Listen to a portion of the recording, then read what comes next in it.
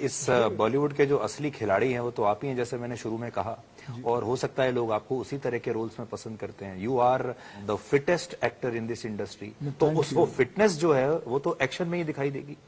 नहीं, ऐसी बात नहीं है।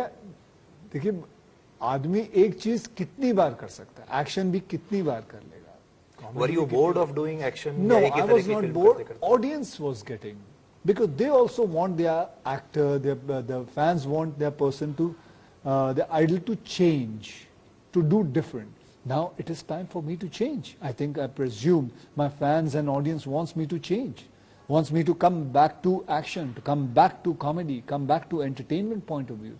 तो वो मैं चेंज करूंगा। अब आपकी नई फिल्म आ रही है सेल्फी जी, उसमें वो चेंज दिखाई देगा? जी, उसमें बहुत कॉमेडी है, उसमें एंटरटेनमेंट बहुत है, कॉमेडी है, उसमें एक्शन थोड़ा है, लेकिन उसमें कॉमेडी बहुत है। It's a very very funny and entertaining movie. जब ये फिल्म रिलीज होगी जी, आपको लगता है कि बाकी फिल्मों के अलावा इस बार कुछ स्पेशल फीलिंग होगी? क्योंकि लगातार कई फिल्मों के बाद अब ये फिल्म आ रही है, एक लॉटरी वाली फीलिंग आएगी कि देखते हैं क्या होता है अभी कल। देखिए, हर फिल्म जब रिलीज होती है वो फीलिंग तो कोई भी फिल्म के साथ होगी, आपको आपके दिल में ये रहेगा ही कि अब इस फिल्म के साथ क्या होगा। क्योंकि मैं आपको बताता हूँ, मैं कुछ थोड़े दिन पहले की बात है, कुछ लोग आए हुए थे मेरी शूटिंग देखने के लिए, तो एक्शन कर रहा हूँ टाइगर श्रॉफ के साथ, तो वो देख रहा था। तो एक एक्शन शॉट को करने के लिए करीबन 8 टेक 7 टेक लगते हैं, 6-7 टेक लगते हैं, और उसके लिए करीबन 40 मिनट 50 मिनट निकल जाते हैं।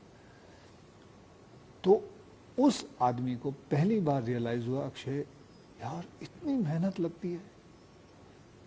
और दिन में मेरे को पूछा उसने कि कितने मिनट का फुटेज मिल जाता है।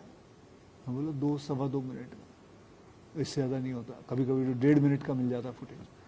सो it takes a lot of time कि आप जब फिल्म करने बैठते हो, जब आप मेहनत करते हो, जब आप एक शॉट देते हो, बस ये है, देखना ये है कि ये फिल्म चलती है कि नहीं, क्योंकि पिछली 3-4 फिल्में नहीं चली हैं। So just keeping my finger cross and I hope the audience likes it.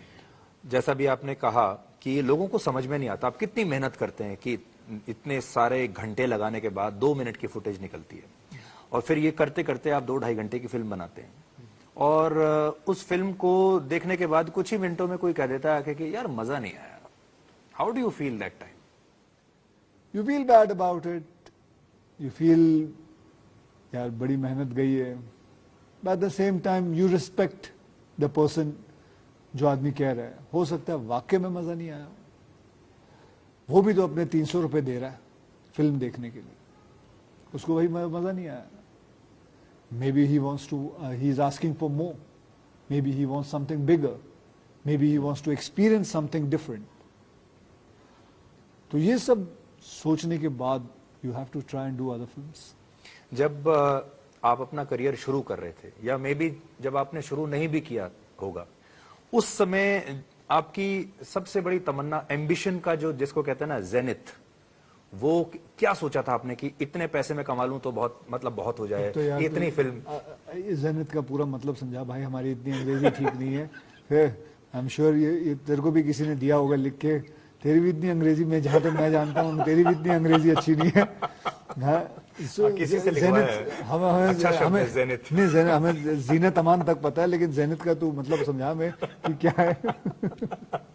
अच्छा, मैं थोड़ा अंग्रेजी का ज्ञानी बन जाता हूँ। जेनिथ का मतलब ये है कि आपका मतलब आपकी जो एम्बिशन की जो पीक होगी, वो आपने क्या सोचा था कि भाई मैं इतना पैसा कमा लूं तो मेरे लिए बस हो जाएगा, मैं ये बन जाऊं तो मेरे लिए बस मैं मजा ही आ जाए। याद है मुझे, मेरे फादर अकाउंटेंट थे यूनाइटेड नेशन यूनिसेफ में, उससे पहले आर्मी में थे।